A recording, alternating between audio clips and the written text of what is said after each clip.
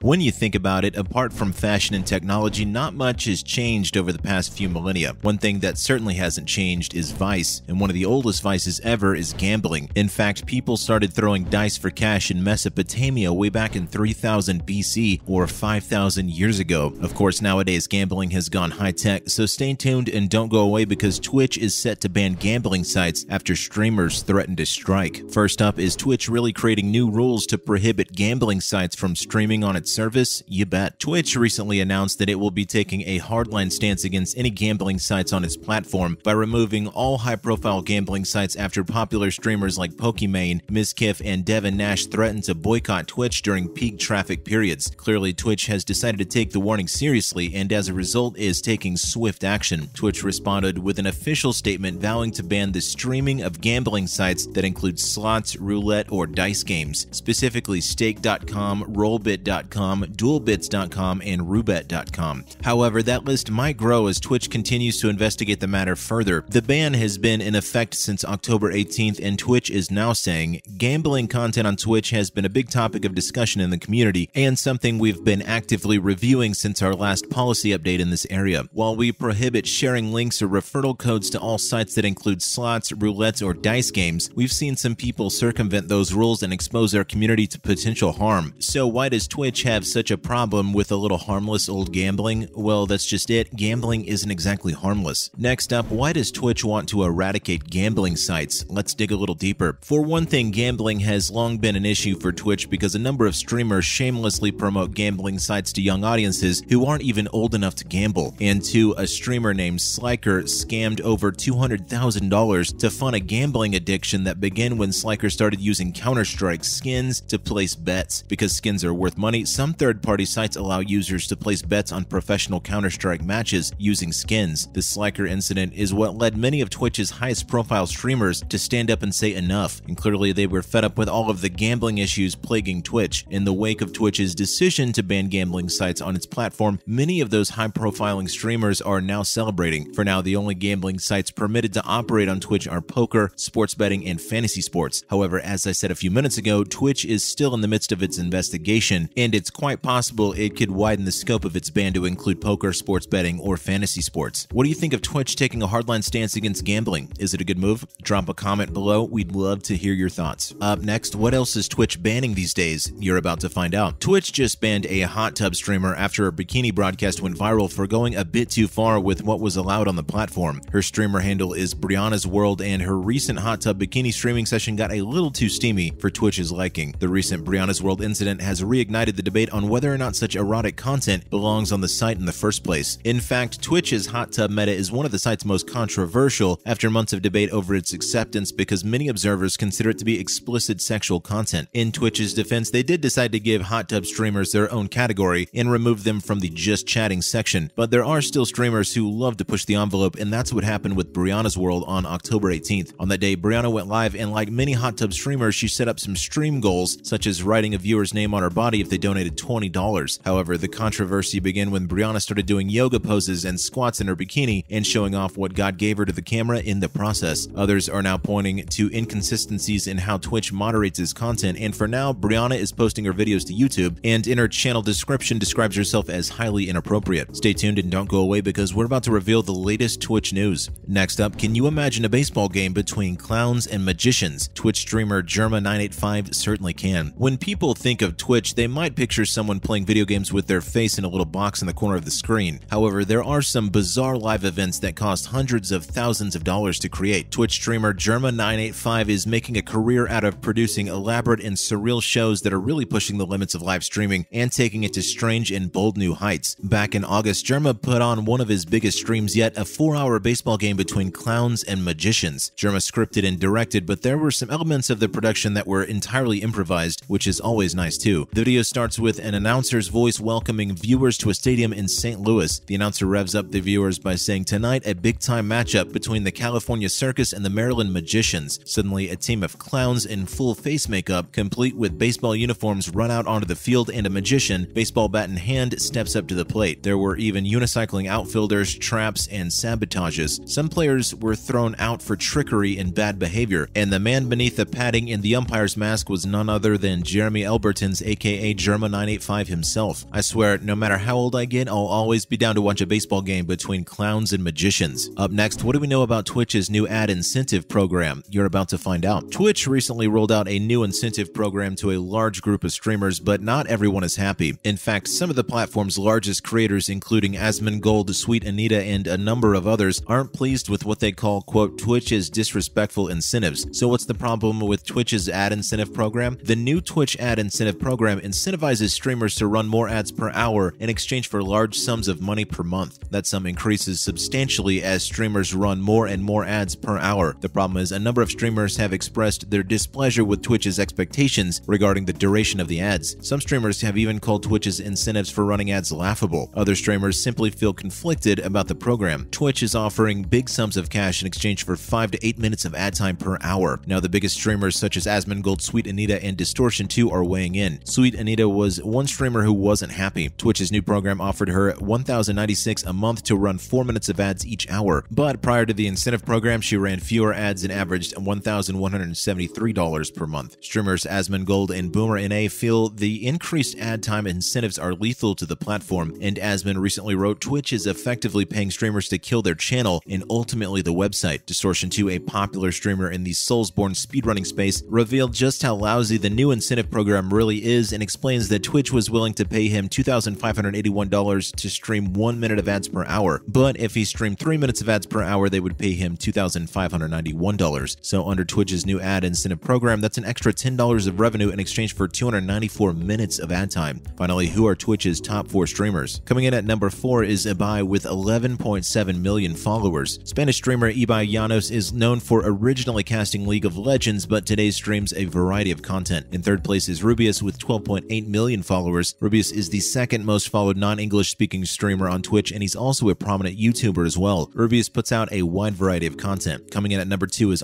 Play with 14 million followers. Play doesn't have the most followers, but his viewership is typically the highest on Twitch. People love to watch Raul Alvarez Jeans aka Play, and since 2020 he's exploded. He's a big Grand Theft Auto 5 streamer and one of the key Among Us content creators. Strangely, Twitch banned Play back in September of 2021, but they reversed his ban 20 minutes later. Lastly, Twitch's number 1 streamer is Ninja. At the time of this recording, Ninja is by far the most followed streamer on Twitch, and he's known for Fortnite and a variety of content. Fortnite helped Ninja reach a never-before-seen level of popularity on Twitch, but now he's moved on to other things. Ninja's also a former Halo pro who now plays a variety of big titles. He's also hell-bent on keeping his crown as the most followed Twitch streamer of all time. And on September 1st, Ninja announced he was taking a break from the internet for an indefinite period of time. And if he stays away for too long, he'll likely lose that number 1 spot. That's a wrap for today's video. Thank you for watching.